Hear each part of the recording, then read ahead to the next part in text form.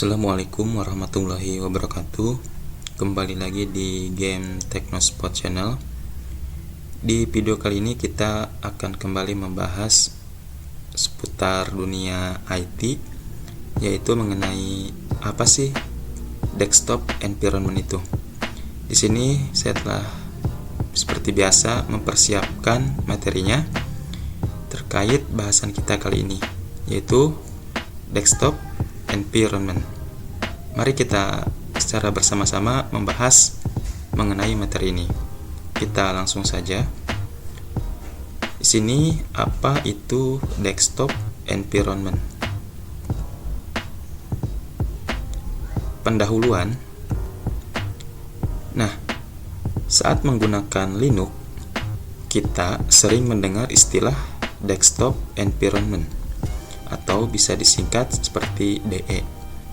Tapi, apa sebenarnya desktop environment itu? Bagaimana cara kerjanya? Dan mengapa ada banyak pilihan berbeda seperti GNOME, KDE, XFCE, dan lainnya? Dalam video ini, kita akan membahas secara lengkap tentang desktop environment, perbedaannya, serta bagaimana memilih yang paling sesuai dengan kebutuhan kita. Jadi, apa itu desktop environment? Nah, desktop environment atau bisa disingkat DE adalah sekumpulan perangkat lunak yang menyediakan antarmuka grafis berbasis GUI di sistem operasi. DE ini mencakup berbagai komponen seperti window managers atau untuk mengatur tampilan dan interaksi jendela, panel dan text bar, menampilkan menu aplikasi, jam, dan indikator sistem, file manager untuk mengelola file dan folder dengan tampilan grafis, tema dan icon untuk memperindah tampilan sistem. Khususnya di Windows dan macOS, hanya ada satu lingkungan desktop bawaan. Namun, untuk di Linux, kita bisa memilih dari berbagai desktop environment sesuai kebutuhan yang kita inginkan. Lanjut, di sini jenis-jenis desktop environment, tentunya yang populer. Yang pertama, itu ada GNOME. GNOME ini sifatnya modern dan minimalis. GNOME adalah salah satu desktop environment paling populer di Linux. Ciri khasnya adalah tampilan minimalis, panel atas yang sederhana, dan penggunaan gestur atau shortcut keyboard untuk navigasi. Di sini saya sertakan kelebihan dan kekurangan GNOME menurut saya pribadi. Yang pertama, untuk kelebihannya, tampilannya modern dan elegan, cocok untuk touchscreen dan laptop, dikembangkan oleh komunitas besar dan didukung oleh Red Hat. Dan untuk kekurangannya sendiri, butuh lebih banyak RAM dibanding desktop environment lain, kurang fleksibel, tanpa ekstensi tambahan. Distro Linux dengan GNOME, contohnya Ubuntu, seperti yang saya gunakan sekarang ini untuk membuat video, saya menggunakan Ubuntu, terus Fedora, Debian, dan masih banyak lagi turunannya, teman-teman. Ini adalah logo dari GNOME. Lanjut, yang kedua, KDE Plasma, fleksibel dan kaya fitur. KDE Plasma terkenal dengan tampilan yang cantik dan fitur yang sangat lengkap. Ini adalah desktop environment yang bisa dikustomisasi secara ekstrim. Jadi sebenarnya untuk desktop environment juga bisa dikustomisasi ya teman-teman. Semuanya juga hampir semuanya bisa. Tapi untuk KDE Plasma ini dia bisa dikustomisasi secara ekstrim. Kelebihan KDE Plasma, Yang pertama, tampilan elegan seperti Windows, bisa dikustomisasi secara luas, performa ringan meskipun kayak fitur. Kekurangan KDE Plasma, terlalu banyak opsi bisa membingungkan pemula. Konsumsi resource sedikit lebih tinggi dibandingkan XFCE atau LXQt. Distro Linux dengan KDE, contohnya yaitu KDE Neon, Kubuntu, dan OpenSUSE. Ini adalah logo dari KDE Plasma. Yang ketiga, XFCE, sifatnya ringan dan stabil. XFCE adalah pilihan terbaik untuk pengguna yang ingin sistem cepat dan ringan, cocok untuk komputer lama atau spesifikasi yang sifatnya rendah, atau komputer kentang ya teman-teman.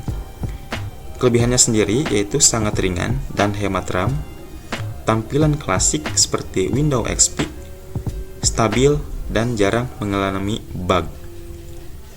Untuk kekurangan sendiri, tentunya tidak semodern GNOME atau KDE, kurang efek animasi dan fitur canggih. Distro Linux dengan XFCE contohnya Ubuntu, Manjaro, XFCE. Ini adalah XFCE. Kita next. Yang keempat, LXQt dan LXDE, sifatnya super ringan. LXQt dan LXDE adalah desktop environment yang dirancang untuk komputer dengan spesifikasi sangat rendah.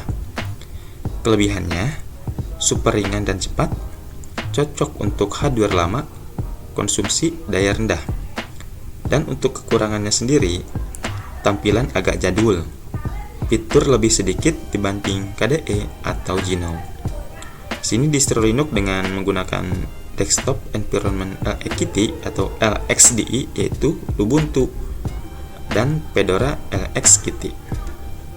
Ini logonya teman-teman. Terus nomor 5, Cinnamon dan Mate, alternatif klasik. Cinnamon dan Mate adalah desktop environment yang lebih tradisional, mirip dengan Windows ya teman-teman.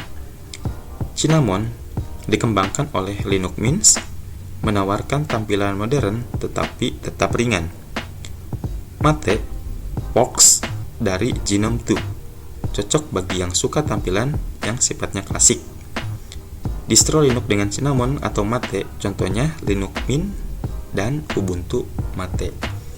Ini salah satu distro Linux yang menurut saya dan menurut kalangan mayoritas ya teman-teman, cocok untuk pemula tentunya, yaitu Linux Mint dan Ubuntu Mate.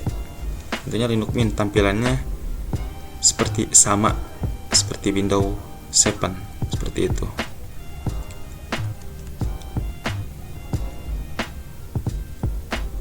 Nah, di sini bagaimana memilih desktop environment yang tepat? Nah, di sini saya menyertakan beberapa.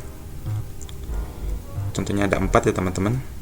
Mungkin kalau teman-teman masih banyak, ya silahkan komentar di kolom komentar ya teman-teman. Di sini, jika ingin tampilan modern, GNOME tentunya atau KDE Plasma. Jika butuh performa ringan, XFCE, LXQt atau LXDE. Jika suka tampilan klasik, Cinnamon atau Mate. Dan jika ingin kustomisasi penuh, yaitu KDE Plasma. Kesimpulan dari bahasan kita kali ini, desktop environment adalah bagian penting dalam pengalaman pengguna Linux. Dengan berbagai pilihan yang tersedia, kita bisa memilih sesuai kebutuhan dan spesifikasi perangkat kita. Jika kita ingin mencoba, cobalah menggunakan virtual machine terlebih dahulu teman-teman, atau live USB untuk menguji berbagai desktop environment sebelum menginstalnya. Jadi, jika teman-teman masa peralihan ingin menggunakan Linux, teman-teman bisa menggunakan virtual machine, bisa secara dual boot ya teman-teman, atau bisa mencobanya langsung cara live USB. Apabila sudah cocok, tentunya teman-teman bisa langsung menginstalnya. Dan untuk Ubuntu ini yang saya gunakan, ini menggunakan desktop environment. Saya akan coba kasih tahu ya teman-teman. Sini saya akan coba buka terminal.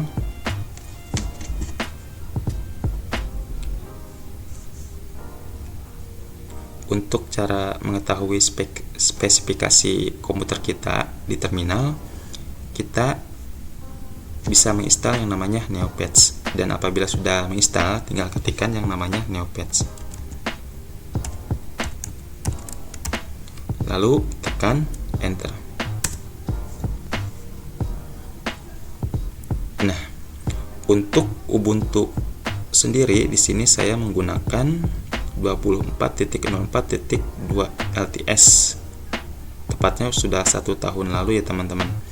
Nanti untuk yang LTS bisa ada lagi, yaitu di tahun depan, di tahun 2026. LTS itu long term support, jadi disupport oleh pengembangnya itu. Untuk Ubuntu kan dia dari sebuah yayasan yang bernama Canonical, itu disupport sekitar 4 tahunan ya teman-teman. Nah, untuk desktop environment sendiri di sini Ubuntu ini menggunakan GNOME 46. Menggunakan GNOME, tampilannya seperti ini. Nah, mungkin cukup sekian video pembahasan kita kali ini. Kurang lebihnya mohon dimaafkan. Semoga videonya bisa bermanfaat bagi teman-teman yang coba beralih dari sistem operasi berbasis Windows ke Linux ya teman-teman. Semoga bermanfaat. Sekian, terima kasih atas perhatiannya. Wassalamualaikum warahmatullahi wabarakatuh.